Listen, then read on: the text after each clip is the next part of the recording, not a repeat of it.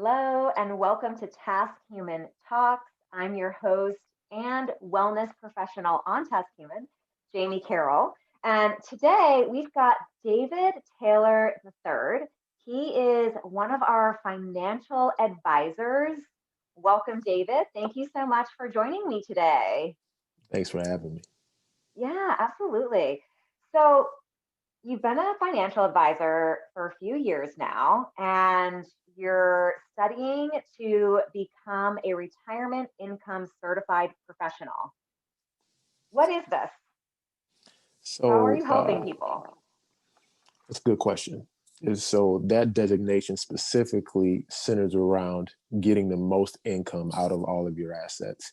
And it really caught my eye because there's been a lot of talk about Social Security and what it's going to be like in the future and what are people going to use to have that consistent or reliable source of income. So I wanted to arm myself now before the situation occurs, so that way I'm in position to help people get the most out of their retirement, so they don't show up there confused or not sure about what to do or what their options are. Yeah, and there's probably so many people out there that you work with around this. I actually had a question about Social Security. Sure. Since you brought that up right Hmm. away, let's kind of dive into that. Sure. Uh, so, what is the best way to take advantage of Social Security benefits? And I Absolutely. honestly, David, like this is new stuff for me too. So even when it comes to Social Security, I'm like, how does this even work? Sure, absolutely. I mean, the cliche answer, there's not one size fits all, is true, but there are some fundamental truths that I think could help a lot of people. The first truth being that Social Security really acts like a pension benefit that's designed to pay you a certain amount of money for the rest of your life, beginning either at early retirement age, your normal retirement age, or you extended it to be past your normal retirement age. Those are the three options for everybody. And that's really Okay. dependent on the year you're born, determines what's your normal retirement age and what is your early Okay. retirement age. So, for example, Okay. anyone born in 1981 through 1985, their normal retirement age would be 67. So, if you took Social Security earlier than that, you'd get a reduced amount because you're taking it longer. Okay. So it's all And based on age. right, it's based on So like age, and when someone turns 67, will they automatically start getting Social Security? it's a choice that you have to make. You could Okay. Got choose it. once you reach early retirement age, which is also choice based band, you can choose whether to take your retirement, your income early and take it at your normal retirement age or hold off on it. Like if you're working later and don't need it now, you can hold off on it, Right. let it grow. So then when you do Oh, got take it. it, Got it's it. an inflated amount. And so it Okay. really becomes specific to your situation. So, for example, if you're in bad health and you don't have a lot of income and you need the assets now, you might elect to take it early. But if Got you're it. in good health and you love your work, you're going to continue to work and don't necessarily need it now, you might elect to take it later, because if you take it later, the amount increases. So you actually end up getting more if you hold off on it. But the decision to make is always going to be based on your certain situation, what's best for you at the moment. Okay. Um what is there like an average amount that people are usually getting when it comes to Social Security, or is that also very individual? It's very individual because it's based on the salary Mhm. that you make and how much you put into Social Security. But each individual can go on to ssa.gov, create their own personal login, and they can get an exact amount of what they're estimated to receive based on their entire work history. So you don't have to wait until you get to Social Security to know how much that is going to be. You can look that up at any point in time where you've had a Oh, job where you pay taxes. You can log in yeah. and look and see what your estimated Social Security benefit is. Now, the closer you are to retirement, the more accurate your benefit's going to be, because it's not as likely that you're going to have a significant pay raise in the last Right. 3 years of your employment. So for someone who's 30 and working, while you can check on it now, the figure you see now probably won't be the figure you see at retirement. But let's say someone who's 55 and still has about 6 or 7 years left before they can start claiming it, their figure would probably be a little bit more accurate. So you can have a definitive number that's relative to your situation based on your work history as to how much you can expect to receive in Social Security. Okay, and that's going to give us a monthly estimate of what we would Mhm. be receiving. And Okay. it'll give you all So of your work history, all of the taxes that you awesome. paid that have gone into Social Wow. Security. You'll be able to see that and determine how they calculate your number. Okay. So SSA.gov. Yep. Okay. Wow. That's super helpful. Do you think that Social Security is still going to be around in 10 years? Yes. Yes, I do. I think that what's more than likely is going to happen is you're going to see a reduced benefit, maybe by 15 to 25%, but I do not think it's going away completely. Okay. I'm taking so many notes because I know that I'm 38 and I don't know much about this now. So I'm so excited that we've got this component now to Task Human to help so many people that, may be like me. But what is your investing philosophy? Well, that's a great question. So my investing philosophy is you don't plan to invest, you invest in a plan. And the reason why I say that is because when people think about investing, what they think about is that's a smart thing and that's what I should be doing, but I have no idea how to do it. Like Yeah, you know instinctively like this is a good thing, but I don't know much about it. right. So then the next step is well, what are some good things to invest in? And then here come all the commercials. You should invest in this. You should invest in that. There's over 36,000 different things you can invest in. That is a lot of Oh options. my God. Yeah. And so the way I approach investing as a professional and personally is instead of trying to chase the best investment option, I create a plan and then I pick the investments that fit that plan. So, for example, if I want to have, and this is where the analytical mathematical side comes in. If I Okay. want to have $30,000 a year, this is how much money I need to have at this point in order to achieve that amount. Now, if I save X amount of dollars and I earned X amount of interest, it'll get me to this destination. And so there I can be as aggressive in my investing or as conservative as I want to be. But what that does is it takes the emotional side of investing out and it brings in the logical side of investing. And so that way, when everything else is going crazy around you, you can say that my goal isn't to try to get the best investment. My goal is just to have my investment meet my plan. So if I want to, give $10,000 or $20,000 to my grandkids for college, I'm going to save this amount, Right. invest it for this amount of time, and then when the age comes, I'll give them the money. And so when you invest to a plan, that helps you to stay focused and to stay on track because the people that lose the most in investing are the ones who invest emotionally because instinctively Okay. you always invest in the wrong investment because by the time you hear about it, Right. it's already too good, or you pull out at the wrong time. So when everybody's pulling out, you're pulling out. When everybody's going in, you're going in, and then you don't come out ahead. There's a study Ah, that shows that the market by itself without any investors can average somewhere around about 7.5%. But the average investor who's self-directed, who does it all by himself, only averages about 2.5 to 3%, even though it's the same investments. And that gap between the 3 and the 7% is the emotional side of it because they pull out when things are bad and then go all in when things are way too expensive. And so right. balancing the emotions is the key to successful investing. So my philosophy is in order to do that, we need to make a plan. We don't need to chase investments. We'll make a plan and then we'll pick the investments that fit our plan. So we move in and out when we want to, not when the market tells us to. Ah, wow. I love that. And I love that you're saying balancing the emotions with it because I feel like that applies to so many areas in life already that we know. So why not take it to our finances and our retirement planning as well? So you're really helping people determine what is it you need or you think you're going to want in X amount of years. What is that goal? And then investing from that place to reach that goal. Absolutely. Because what that does for me as a professional is that takes those 36,000 options and narrows it down to the options that are going to fit your plan. Because there's really aggressive Amazing. investments, there's really Yeah. conservative investments. Right. There's Right. investments that are liquid and investments we have to hold for X number of years. So if I know how much you need, what the time frame is, and what we're looking for the overall goal to be, then that helps me determine, okay, these investments will fit that goal as a professional. And Yeah. so that's why my philosophy is Yeah. let's come up with a plan first. So that way, Yeah. when I love it. everyone is freaking out or things are going bad, I mean, this has been the year, right? We've had Oh my COVID, We've Oh, had a and whole we're going to bunch of, talk about that in a second. famous people have died. Yeah, It's just been, I exactly. mean, it's been a year. And so when you're in the midst of a lot of turmoil, when you have a plan, you don't have to worry about how your investments are doing. You focus on your plan. Is my plan on track? Got it. And if it's not on track, I know what adjustments I need to make based on where I'm trying to go.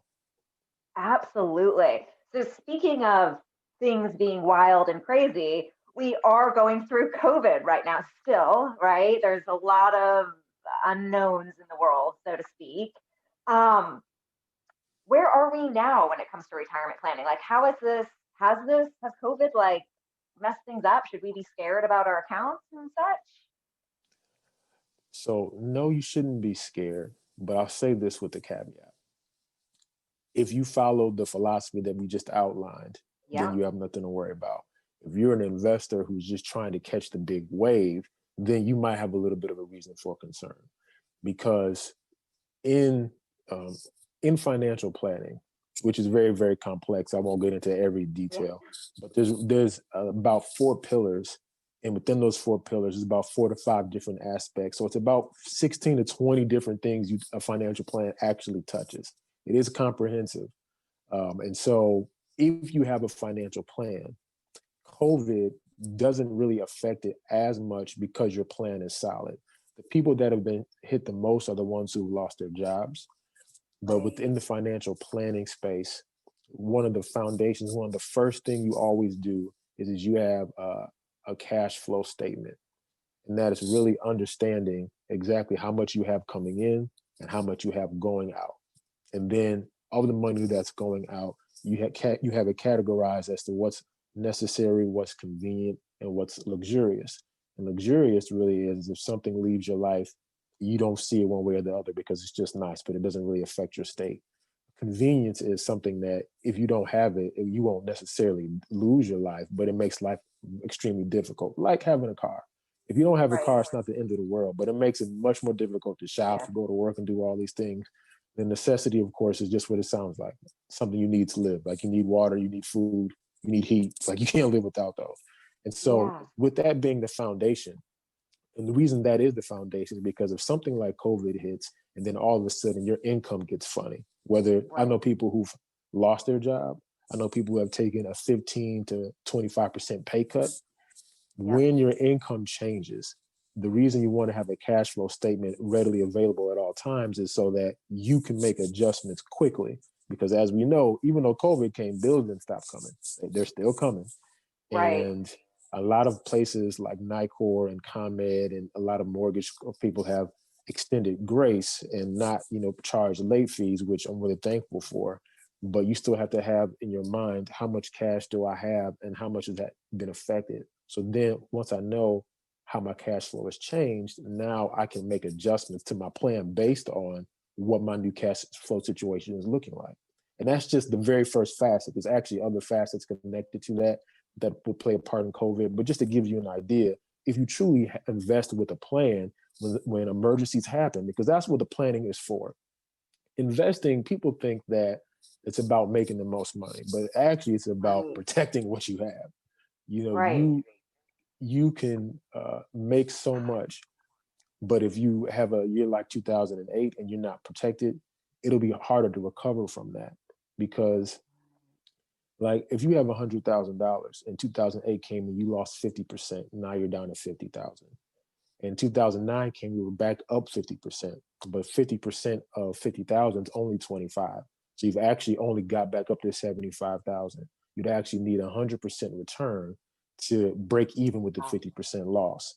And so when you look at investing, it takes you more, you have to make more to cover for large losses than you do for mediocre gains. So you can gain a Okay. lot, but if you lose a lot, that's much more harder to bounce back from. So planning factors in all of that. It's comprehensive, but it's that way for a reason because we're trying to prevent you from having those situations in your life as much as possible.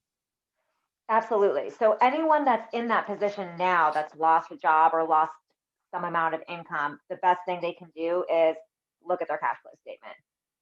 That's a Right. step that they can take. That's They can that's the call their first step. advisor, whoever they're working with, take the emotion out of it. Let's look at your cash flow statement and see where we need to adjust or where they need to Absolutely. adjust. Okay. Absolutely. I love that. And let me ask you this too. When you're working with someone Mhm. on an investment plan and their goals, how often are you talking with them and checking in and revisiting things? Like, should we be doing that monthly, quarterly, every 6 months, to check in and No, see how things are? no, that's great. That's great. Um, the answer to that question is it varies, but it depends on the nature of your relationship with the advisor, which is something you established Okay. before you actually decided to work with this advisor. One of the things you want to establish is a list of expectations. And Okay. that is one of those things is how often do you want to be contacted? And I say that because I'm going to reach out to you as a professional Got it. at bare minimum once a year, but more than likely it's going to be quarterly that I reach out to you unsolicited. But if your expectation or you want to have an expectation of more contact, it needs to be established up front because some people only want to Okay. be reached out to one time a year. And so I Okay. like to set the standard with at least 4 points of contact throughout the year as a professional. But then before we engage in a relationship, we determine exactly how many times would you like to be contacted.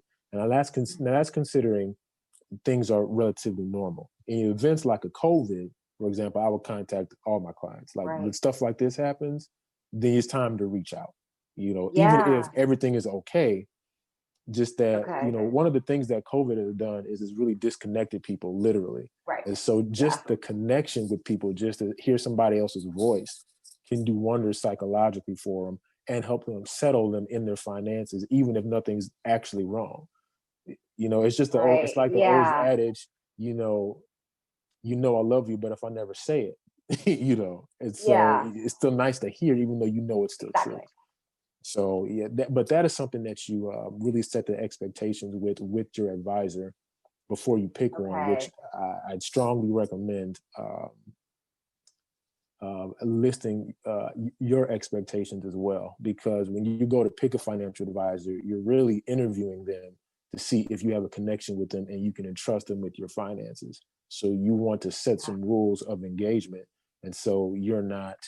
Or so if something is going wrong, it's not a lack of communication up front. Okay. That makes sense. That's making me think that I see, I don't even know what kind of investment account I have. So now I'm like, okay, when I get off the phone, this conversation, I'm emailing my financial advisor. I haven't heard from him in over a year, just to determine. So that is great advice. Now you mentioned it's like we're interviewing, right? Mhm. Our financial advisor, who we want to be helping us with Yes, this. What are your top three questions we should be asking someone? good question. Good question. Mm. And so these are some of my top three favorites. Most people will ask, "What do you do?" And that's not that that's a bad question, but if you ask a financial advisor, "What do they do?" you might get either an analytical answer or a psychological answer. The analytical answer will sound something like, "I build, manage, protect, and transition wealth," something to that effect. Okay. Like the behavioral finance psychological answer would be something along the lines of, "I help people make their dreams come true." All of that stuff is good. There's nothing Right. wrong with that, but that doesn't really help you determine if this is the one for you. Right. So the better question to ask that I like is ask, why do you do what you do? Not necessarily what do you doing, but why do you do what you do? Financial advice is in the title financial advisor. So you already have an idea that it's Right. related to finances, but what motivates you to do this? So I'll give you mine, for example. Okay. Yeah. Both my grandfathers were some of my inspirations in life. My grandfather on my mother's side was in World War II, and he had a stroke when he got back, and he only could use his right arm. And so he would take vans and buses and drive them around and pick up neighborhood kids and take them to the local Boys and Girls Club. And he's an inspiration to me because so many people today make so many excuses about what they can't do. And my grandfather only had one arm and still had a job. Now, Wow. he probably wouldn't be able to do that today. Yeah. Safety, I don't think he'd be Yeah. able to get away with that today. But back then, coming home from the war, after having a stroke, instead of just sitting down and collecting disability, he was like, "No, I'm going to get up and work," and he worked. Amazing. And then my grandfather on my dad's side was one of the first Black men to have own a couple of businesses. And he was in the paper, they had ribbon cuttings, and he was one of the first Black business owners in his area at the time in the 50s, the mid 50s, Okay. which was a big deal because there wasn't a lot Yeah, of that Black is. entrepreneurs then. And unfortunately, when their life came to an end, they didn't have much to show for it in terms of a financial legacy. So when I saw that, I said to myself, I want to do something that'll help hardworking people make sure that their money works just as hard for them as they've worked to earn it. And that's why I've gotten into this business, which kind of leads me to my second question you should Okay. ask an advisor would be is who do you like to work with? What are your type of people you like to work with? Because advisors are humans, they're not robots. And so Right. regardless of how mathematical the job may be, they're still people and they still connect and resonate with a certain group of people.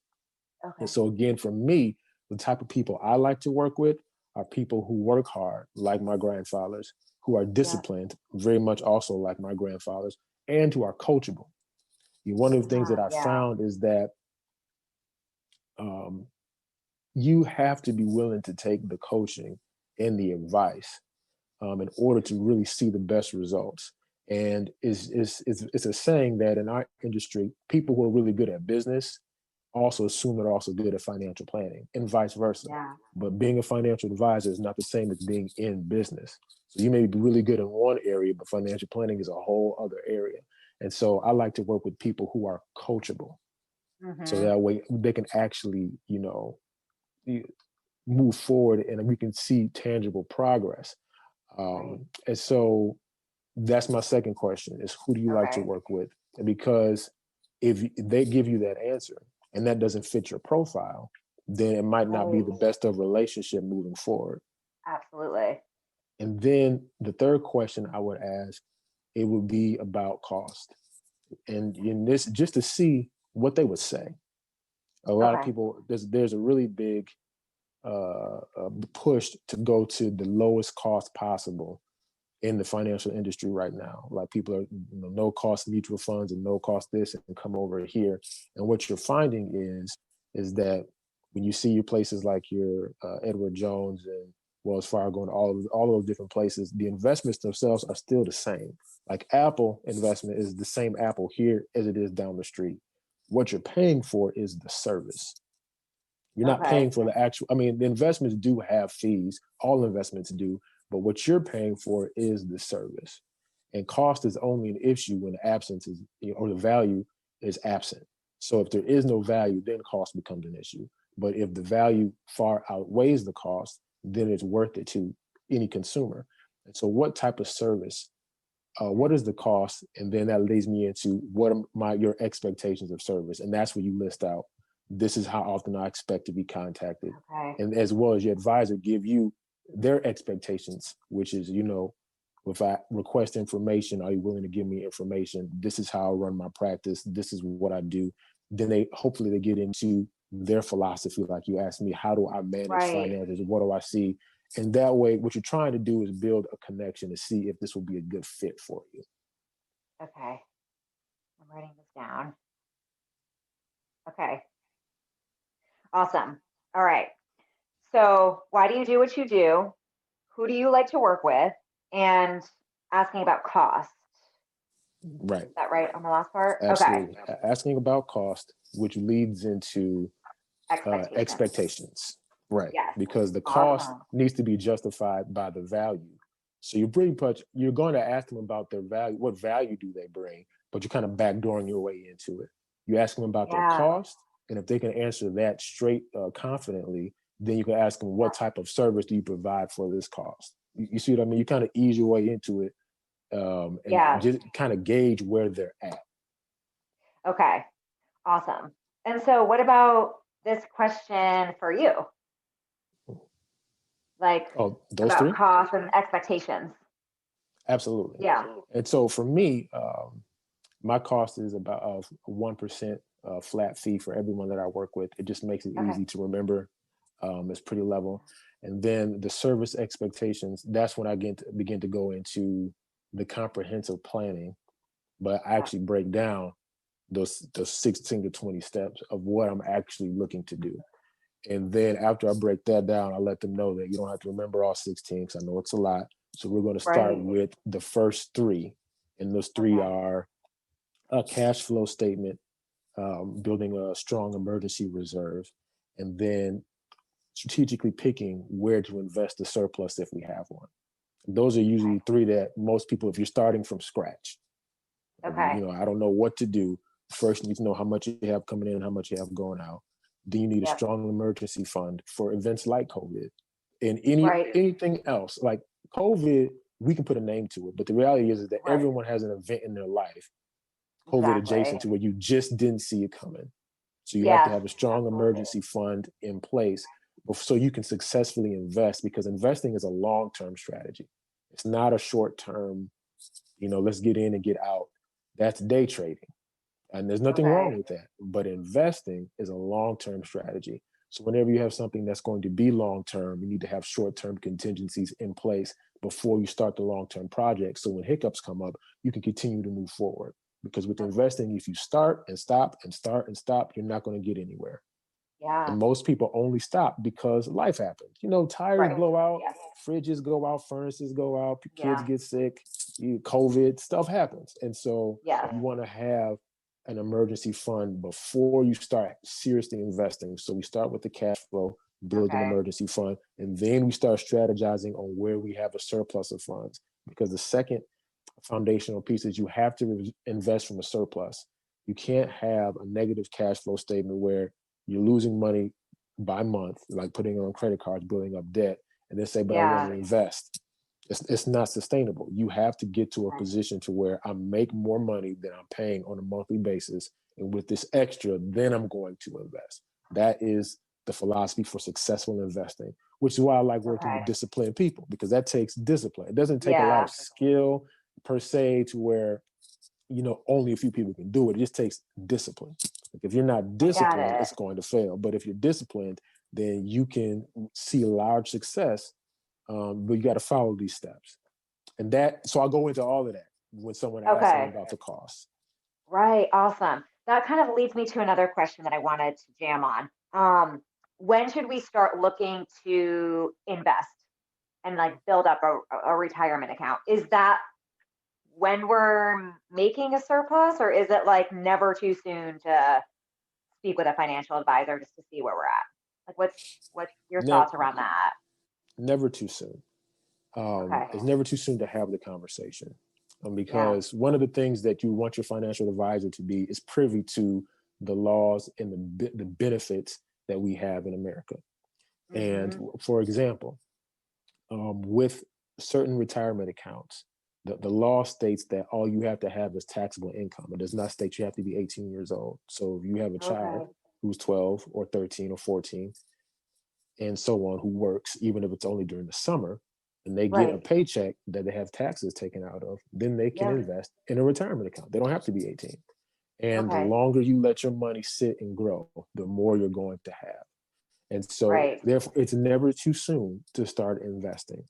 That's actually a good time to invest because, as you and I both know, you'll never have as few responsibilities as you do when you're a child, right? Right. They So sell you true. this Yeah. dream of being an adult, and they don't tell you I that know. being a child is much easier than it's being an adult. Right. And And and so, then you because get the house and you have the issues, right? Like this year on top of COVID, I'm like, it's one thing after another. The HVAC, the sink leaking, the this, the that. So that is yeah, so true. and What so about you're what's that? So I was just going to say, so you're just the most free you are when you're a kid. And so if you have the Yeah, that's option to great. work and have the ability to make some income when you're young, in my neck of the woods, we would have corn detasseling, which is some hard work, but they would have corn detasseling come around every year. And usually high Okay. schoolers would do something like that. Eighth grade, the high Yeah. schoolers would do it. If you have the opportunity, I would start then because one, Okay. it's a discipline. So the more you do it, the sooner you start it, the Yeah. easier it is to pick up, the better you'll get at it because you'll be practicing it. And then you'll get Okay. in the habit of it. So when you transition into adulthood, if you're already disciplined to investing, it won't be a big leap for you. It's not going to be too hard then. Yeah. Now, what about people who, maybe are older, 20s, 30s, even 40s, and they're like, oh, shoot, I don't really have anything. I've never thought about this. Is it ever too late to No, start thinking about no, it? it's not Yeah. too late. It is not too late. You can, as soon as the thought comes in your mind, or whenever you have the thought, if you want to start, you can start. The key is going to be, like we said earlier, just having that foundation laid so you can be successful at it. Studies show Yeah. that you're actually at your peak earning years between the ages of 55 to retirement. So, Okay. and so if you start in your 20s or 30s or 40s, it's still a good time to start. But what might have to be adjusted is the amount you invest. The Right. earlier you start, the smaller the amount of the investment can be for it still to grow Okay. to a large amount. The later you start, the larger amount your investment has to be, or you might have to end up working a little bit longer than you anticipated, depending on what your actual goal is. The good thing about planning is that none of this stuff is set in stone. It's not the Ten Commandments. It's a Right. fluid, it's a flexible plan. And so let's say you had a specific dollar amount as a goal, and then we get to closer to the end of retirement, and you see that, well, in order to reach this goal, I have to work 7 to 10 more years. And like, I don't want to do that. So what if I Mhm. decrease this amount and retire now? Can I live off this decreased amount, but enjoy the Okay. fact that I can retire now? And so plans are adjustable, and there's things that you can do. And in 20s and 30s and 40s, it's not too late to start. Would it have been more Okay. advantageous to start earlier? Yes. But is it too late? No. Never too late. I love that. And Mhm. this is kind of a two-part question too. Sure. If we already have a retirement account, what should we be looking at if we're like, oh, okay, that obviously people are listening to this, like someone like me, even I'm going to go look at what I've got. What is something that I should be looking at? And then, if we don't have one, what is the best way to get started? So that would be part two. Okay. So if you already have an retirement account, what you should be looking at is like balance between the types of accounts. And I'm glad you asked that because I want to touch on this. You have to think about accounts like you would modes of transportation. And so, there's planes, there's cars, there's boats, there's all different types of ways of travel. And think about investments as the different types. Once you pick the transportation, you think about the investment as the different type within that mode. For example, car is a mode of transportation. That would be an account. Then a Ferrari, a Chevy, a Mercedes are different types of cars. They're all cars, but they're different types of cars. That will be the actual investment. So the account is not the same as the investment. It's just the mode that gets you there.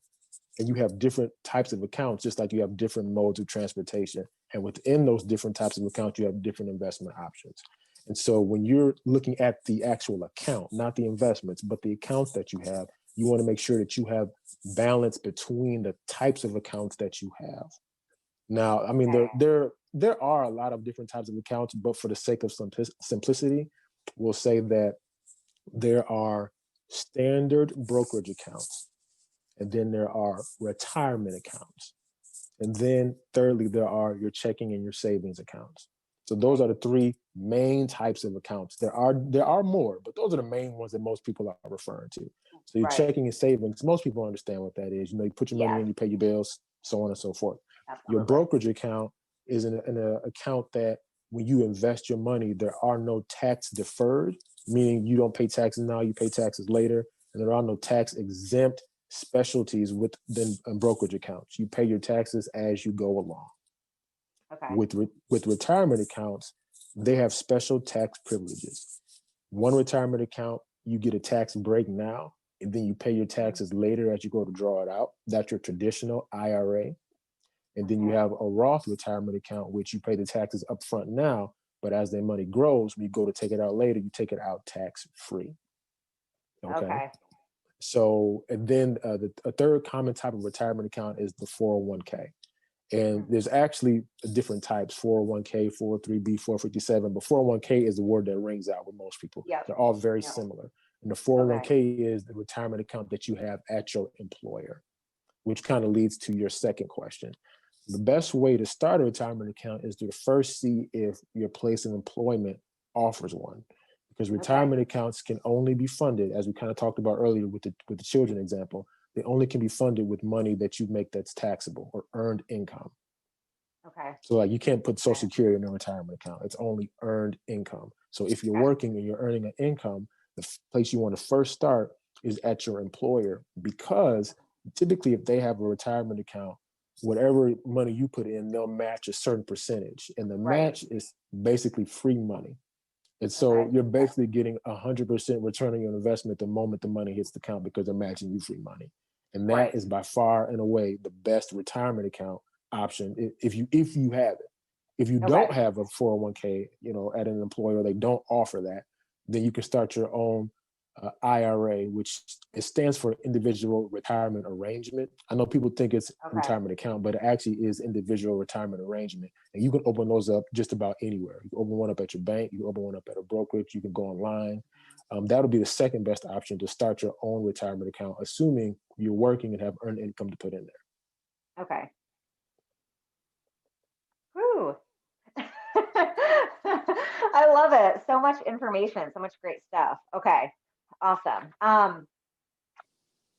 One other question too, something that I wanted to talk about was, Yes. the benefit, I should say, of using a financial advisor versus a robo advisor. And you kind of mentioned this one to me.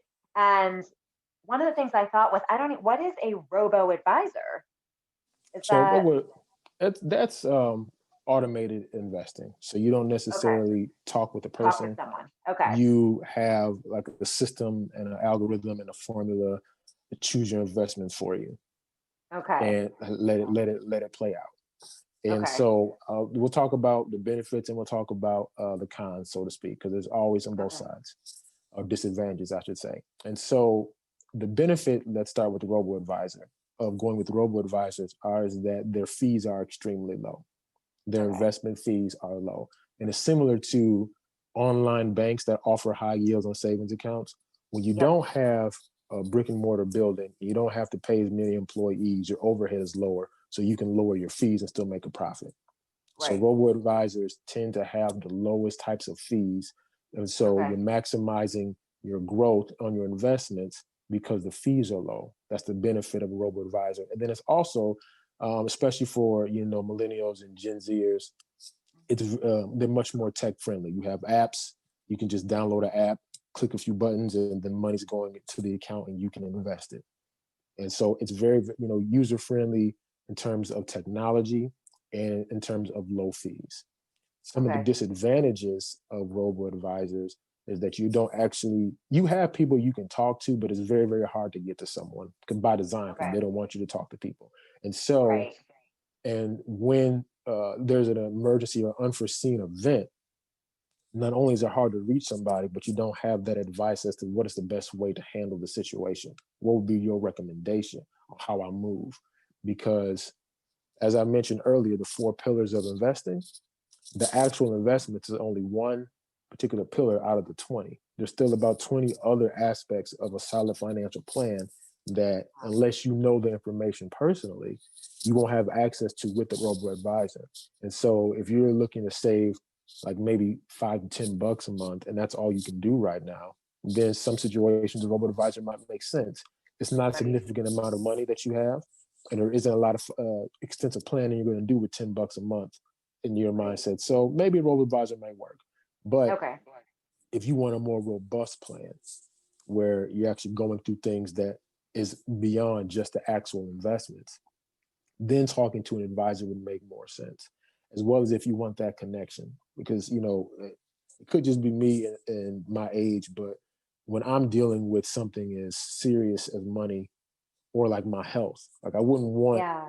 an algorithm to determine what I need to do about my health. Like I want to talk to a person who's had Right. a cold, like I've had a cold. So when I say I have a cold, you know what I'm talking about. Like, you can Right. Right. relate. I get it. I get it. I've been Absolutely. there. And that Yeah. is, and so with an actual advisor, even though the cost may be a little bit higher with an advisor, you get the benefit you should. And this is something you should list out in your expectations, because again, the investments, even with the robo advisor versus the advisor, the investments are the same, but it's the level of service that you're getting. Right. When things are bad, are you going to call me and get out in front of it? Are you going to take into consideration that my life changes? Yeah. I spent the first 30 plus years being just me and my wife. And now we have a child. So now my whole life has changed. So because my life has changed, now my financial plan has changed. There's all these other Right. aspects now that I have to include because now I have a son. Now, if I had a robo advisor, they wouldn't be checking out to see about me about that. I would have to Right. know instinctively what is it that I need to do to update my plan versus if I had an advisor and I happen to check in with you, see how things are going, what's new. You're like, well, for a month ago I had a baby. And I'm like, oh, Right. congratulations. And you're like, I'm glad you called. So with me having a Right. baby, what do you think I should? And then the conversation starts. So it's that type of service from an actual advisor that's a benefit, even though the cost is a little bit more.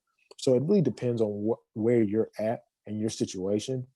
But if you like connection, if you like extensive planning, and you like the fluidity and flexibility to make adjustments, then I would go with an advisor, assuming you lay out these expectations up front. Absolutely. Awesome. Okay, wow, this is so much good information. I'm just gonna check back through some questions, see if I missed anything. Hmm. Yeah, I think I've got it all. I love to sum everything up at the end, but this was so much information. I'm like, I don't even know where to start. So if you could, sum up maybe like 3 points just to, complete this talk today, what would you say to everybody that's listening right now? Absolutely. So I would say that, well, actually, you know what? There's one point I wanted to make. Yeah. There's one point, and then I'll sum everything up. Okay. I want to explain the difference between a financial advisor and a financial coach, because those two things Okay. sound similar, but they're actually a little Yeah. bit different. Okay. Financial advisors make money primarily based on the number of assets that you have. They Okay. still have an element of coaching in there, and they still, um, if they're worth their salt, in my professional opinion, they'll walk you through and teach you what's going on, as opposed to just doing the steps for you. Right. Because I'm always of the mindset I'd rather teach someone how to fish than just rather give them the fish. Because if something Yeah. happens to me, I can't tell you how many times there's a husband and a wife, husband dies, or Yep. whoever manages the money dies, and the other person's like, I don't know, they handled it all, so I don't know what to do. And that could be scary if you don't have a competent Yeah. advisor. And so Right. financial advisors primarily deal with people with assets. Okay. So, and by assets, I put a number, it's about $150 to $250,000 is usually where financial advisors come into play. Okay. Financial coaching is me teaching you how to get to that number. So you may not Ah. be there, but I can help you get there. If that's one of your goals, then we can put a plan in place to help you get there. So all Okay. financial advising and contains elements of being a financial coach, but it's actually different because the financial coach can work with anyone who's hardworking and Got it. disciplined and wants to put in the effort. Yeah. The financial advisor is kind of handicapped. I mean, you can do things as a financial advisor, but the reality is that you don't bring in enough revenue for a financial advisor to be able to put food on their table if you don't have a certain number of assets for them to Got it. actually manage. And that's Got it. really why I was excited to come on here. And I'm excited about the TaskHuman platform because the coaching aspect of it is a passion of mine because, Yeah. like my grandfather's, people work hard, but they don't necessarily Yep. know how to make that work. So I want to help people who work hard get to the spot where they're trying to go. I love that you tied it back to TaskHuman too. So you can really work with anybody on TaskHuman. We don't have to be making a ton of money or having all these assets. We can just start Nope. from where we are and you can teach us where we need to go and how we can get there in the best way Absolutely. possible. Awesome. Okay. Absolutely. I love that. So if I had to sum everything up, I would say the foundation of everything begins with your plan. Where is it that you're trying to go? So that is the basis of coaching. And that's really the basis of any financial plan. It all centers around you. You're the CEO of your plan, and you're picking different advisors to help you make your enterprise successful. So it Mm. starts with you. And then the second starts with the connection.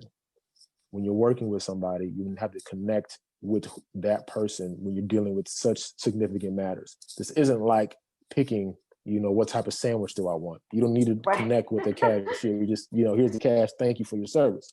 But when you're Right. dealing with your money, you need to make a connection with the person. Absolutely. Same with Okay. coaching, because if you don't connect and you're not confident with your coach, you won't follow through.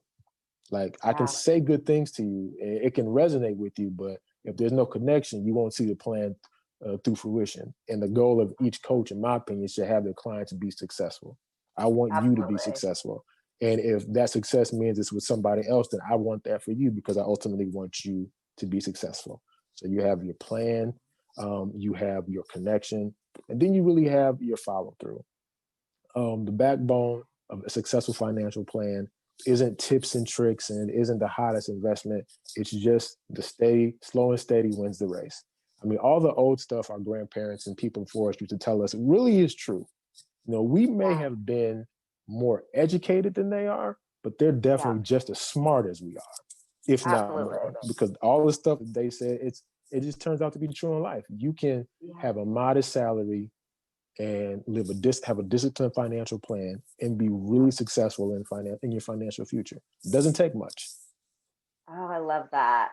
And really resonated with what you said that you are the CEO of your plan. I love that. Amazing. Thank you so much. And so, if you're out there and you are ready to make a financial plan, or you are ready to help your child invest and start young, if you're older and you haven't started, it's never too late. So, reach out to David on Task Human, and he's going to help you set up a plan and coach you through what you need. So thank you so much, David, for joining me. Any last words before we hop off? No, I'm really excited to be here, and I'm really looking forward to connecting and helping the hardworking people. I Yeah, just love people that absolutely. work hard, and I love helping them be successful in all that they do. And so, yeah, I'm definitely looking forward to it.